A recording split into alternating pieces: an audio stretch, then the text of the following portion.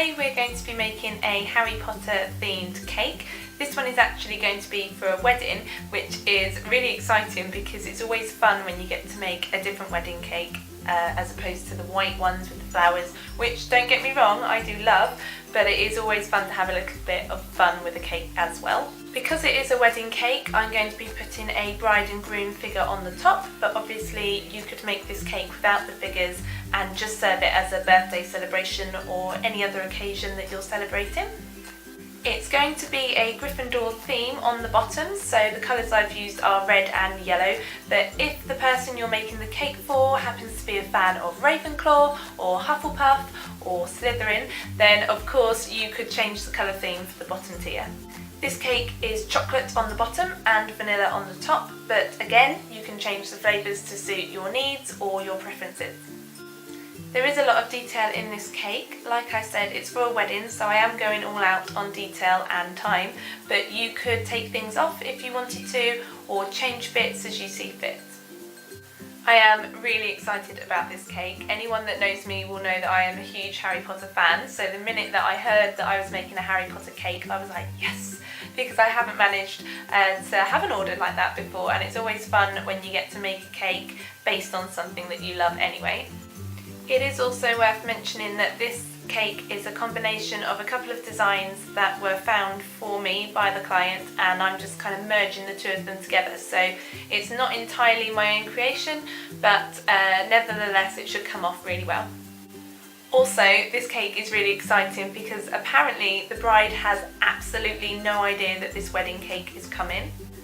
The groom booked this cake through a friend of mine, and together the three of us have come up with a plan for the cake through a series of emails completely aside from the bride. She has no idea, and I think the idea is that the groom is going to wheel it out on the wedding day and surprise her, which just makes it even more exciting. So without further ado, I will tell you how to make a Harry Potter cake. So the first thing you need is an 8-inch cake, and then you need to buttercream it so it's crumb coated, and then colour some fondant red and roll it out so it's big enough to cover your cake. I've used Sugar Flare colouring paste in Ruby for this tier. So once you have your fondant on the cake, you just need to quickly smooth the top. And then I tend to go around the edges with my fingers just to make sure the fondant is stuck to the buttercream underneath. And once that's done, then you can start going around your cake and smoothing out the pleats. So just do this slowly, keep turning your cake, and if you find that the icing is too heavy and it's pulling, just cut that off with a scalpel and then carry on. And it really is a case of doing this really slowly and working your way from the top of the cake to the bottom.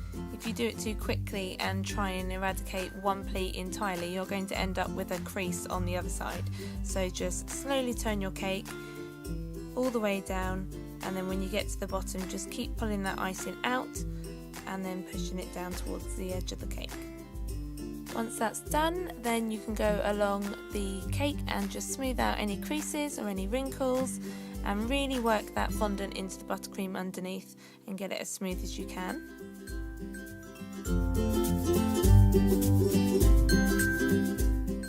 And then all that's left to do is just cut off the excess icing. So just turn your cake slowly and using a scalpel, cut off any of the icing that you don't need, and then just pull that away from the cake. And before I neaten up that edge, I tend to just go around with my pinky and just push that icing in so it's nice and flat, and then I turn the cake around and cut that edge again just to get it really neat before I put the ribbons on, or the strips of fondant in this case, and just make sure that it has a really neat finish. Okay, so the next tool we're going to use is this. I have no idea what it's called, but you can move the wheels around and make different diameters of ribbon. So as you can see, we're going to be doing ribbons that are 1 inch thick or 1 inch wide. So you need to roll out some yellow fondant, and then you just kind of push that tool along the icing and it cuts a ribbon that is 1 inch wide. and then I tend to just neaten up that edge because sometimes it leaves a slight residue on the mat and that drives me mad. So just take off that with your scalpel and you'll have a really neat ribbon. So all you need to do is cut a straight edge at the bottom and then using some water just paint straight onto the cake that you've just iced so that it's wet and the fondant has something to stick to, and then just pick up your icing ribbon, line the edge up with the board at the bottom and then just run up to the top of the cake, and then just very roughly cut the top off because we're going to neaten that up later. Now when I do a stripy cake like this where I have fondant ribbons going vertically up the cake, I like to double ice the colour that I've just done on the base coat.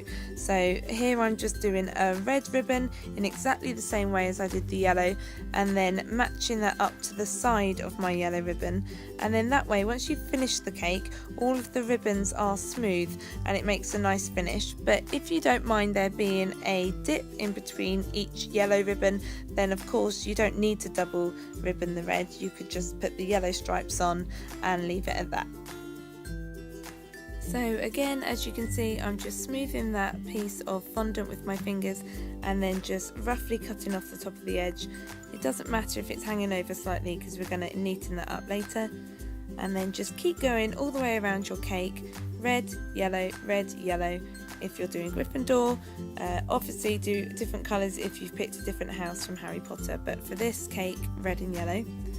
And then once you've done all of your stripes, you just want to go around and using your scalpel just cut that ribbon so it's the same height as the cake underneath.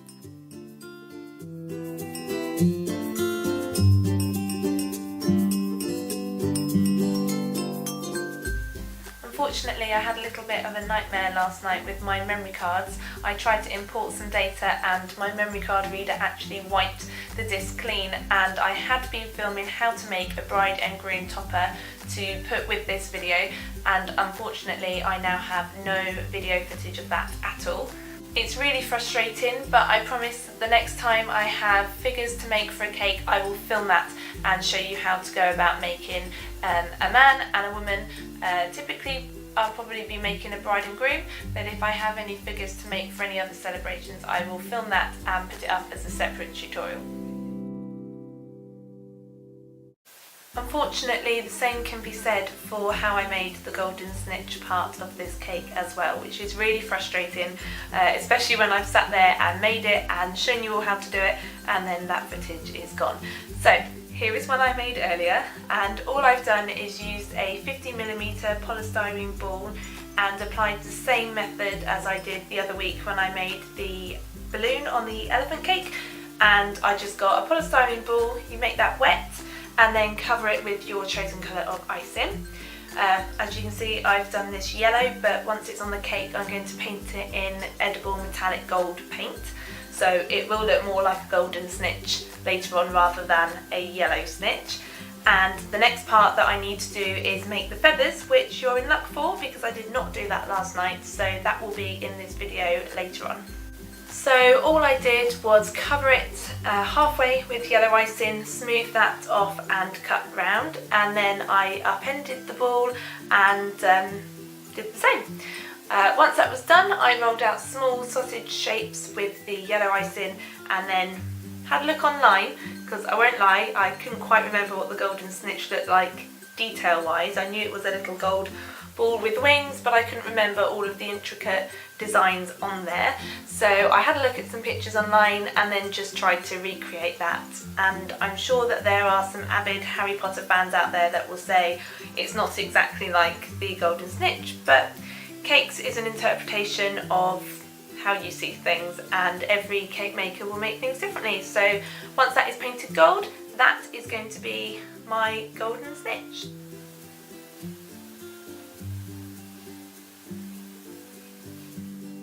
So for the feathers you need some white icing and you need to add some Tylo powder to that so that they dry hard and hold their shape. So just knead the Tylo powder into the icing until it's stretchy, and then I'm using a feather veiner, so try and get one of those, but if you can't, just cut out a feather shape and then use your veining tool to make indents. And once I'd made my feathers, I just put them over a glass to curve them so that they could dry in that position, and then just put some wire in the bottom, which you're going to need to stick into the side of the snitch later on.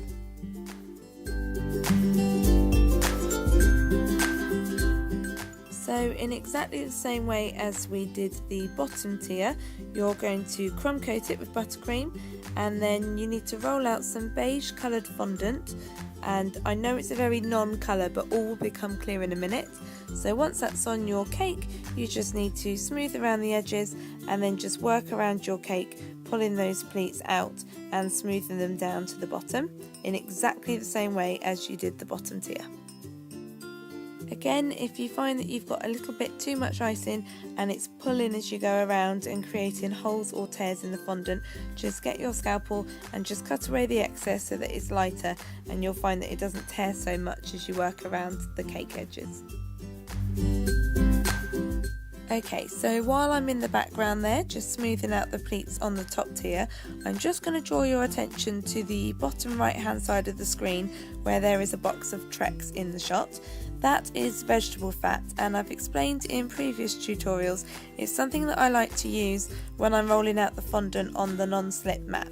So if you just put a little bit on the mat before you start rolling out your fondant with the rolling pin, it just helps it to glide across the mat easily, and then you get a smoother piece of fondant before you've even put it on the cake, and then I find that you actually get a smoother end result. So use that if you want to, give it a go. If you find it doesn't work for you, it's not necessary to have on every single cake that you make. So you can definitely ice a cake without Trex, but I find it makes the whole thing a lot smoother in the end. So just like we did on the bottom tier, you're just going to cut away the excess icing and neaten up that edge. And then I just used some brown food colouring, watered down, and dipped some kitchen roll in there, and then I just went around my cake and dabbed that food colouring onto the cake in random splodges, if that's a technical word, and then I used some darker brown and did that entire process again. So it's a little bit like tea staining, if you ever did that when you were a child and you made a pirate's map and you stained a piece of paper with tea, except this time we're staining the cake, so you end up with a splodgy stained effect on your top tier. And for anybody familiar with Harry Potter, that is of course to represent the Marauder's map in the story.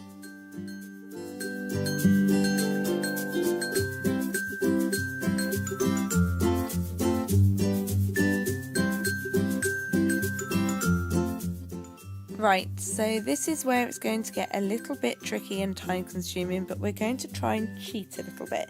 So what you want to do is draw out your crest. I googled this and then kind of traced it from the computer screen and then cut it out. And that's going to be your stencil. So you need to roll out some red fondant and then place your shield design on top and then use it as a template to cut around the edges.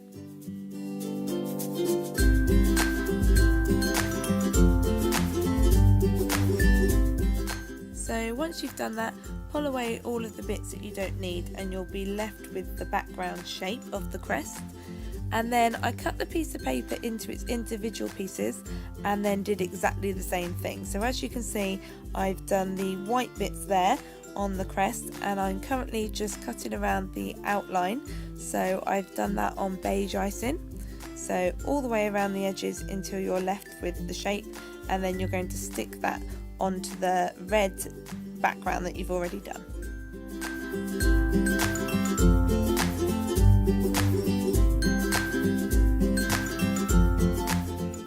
And I'm just using water to stick each part of the shield together, but you could use edible glue if you wanted to.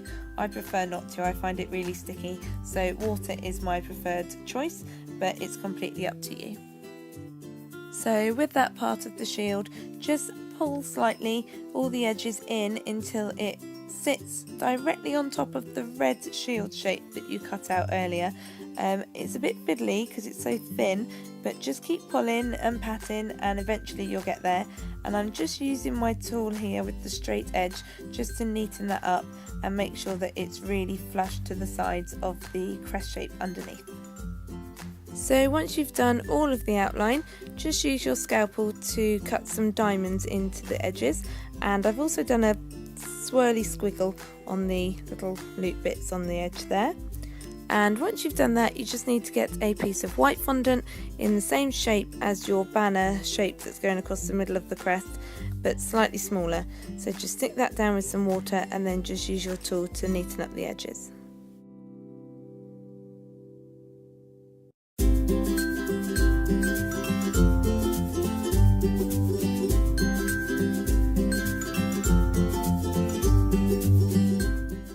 Now it's time to add some detail to our crest. So in the top left hand corner on the white section, we're just going to hand paint some diamonds using a very thin paintbrush and some watered down ruby red food colouring. So as you can see, I'm just hand painting those diamonds on slowly and carefully, just adding lines and trying to get them as straight as I possibly can.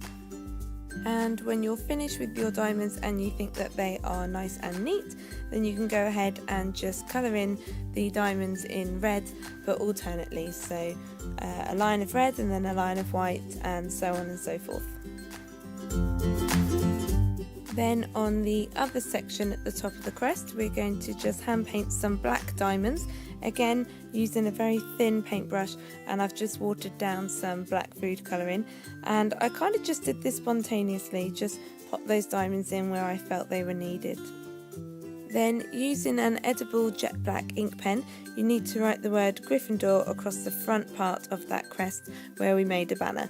So I googled the word Gryffindor and found a font that I liked online, and then I just kept referring back to this and trying to copy it as best as I could.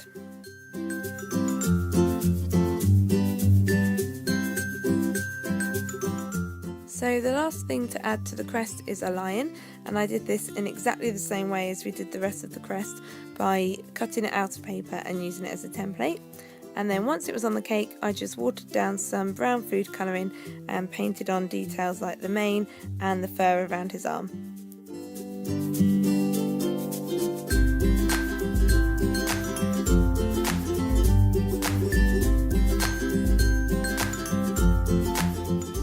You'll be pleased to know that after making that crest, this bit is relatively easy. So all you need to do is roll a beige piece of fondant into a sausage shape. That's going to be your handle. And then you need a dark brown piece of fondant for the broom bristles. So you're just going to shape that into a shape where it is thinner at one end and thicker at the other, and kind of square off one end. And then using your tool with the straight edge, just pull some lines through there until it starts to look a bit bristly. And yes, that is a completely technical cake term. So once that's on your cake, you just need to water down some brown food colouring again and just paint over those bristles just to make them darker and more realistic looking. And there you go, you'll be pleased to know that that is the easiest thing that we're going to add to this cake.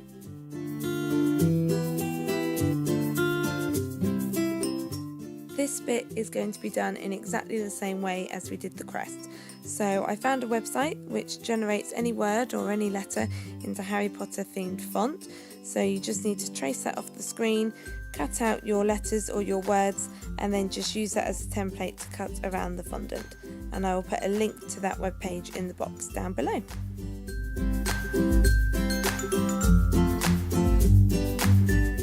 And the only thing left to do with those letters once they're on the cake is paint them gold using a metallic edible paint. And like you can see, I also did the golden snitch in gold metallic paint, so it's now golden and not yellow. And there's a beige ribbon on the top tier, so that will neaten off the edge of the cake as it joins the bottom tier below.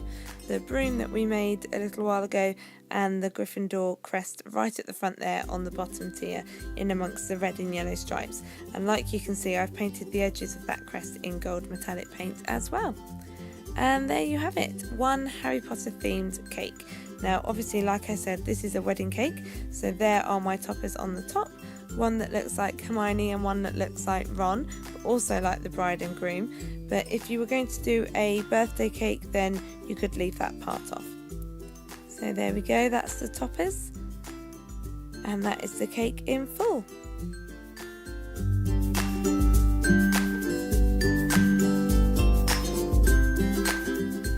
Okay, So it is 4:20 in the morning, but it is finally done. It took hours, but I'm a bit of a perfectionist and I won't stop until it's pretty perfect. So I hope, Tommy and Emma, that you have a fabulous wedding day, and I hope, Emma, that you are really surprised by your cake. I hope that you found it useful and that you have picked up some tips on how to make a Harry Potter cake, or some element of the cake that you would like to incorporate into your own design. If you do follow the video, then please feel free to share your pictures with me. You can find my Lily Cakes page on Facebook. I'll put the address in the box below, and I did have somebody do that recently with the Gruffalo cake tutorial, and it was amazing to have somebody contact me and share with me a picture of their cake where they'd used my tutorial for help. So please, if you make a cake from any of my tutorials and you want to share your final creations with me, then sorry, the battery died, but as I was saying, please do get in touch if you do make any cakes. I will put Facebook and Instagram below for Lily Cakes. So I hope you found that helpful. If there's anything that you're unsure of or you'd like to know more about, just pop me a comment in the box below or a question, and I will try and answer it as best I can. But I'm going to bed. This cake has taken far longer than I thought it was going to. I don't mind, because it's worth the effort, and I hope that the bride loves it as much as I do.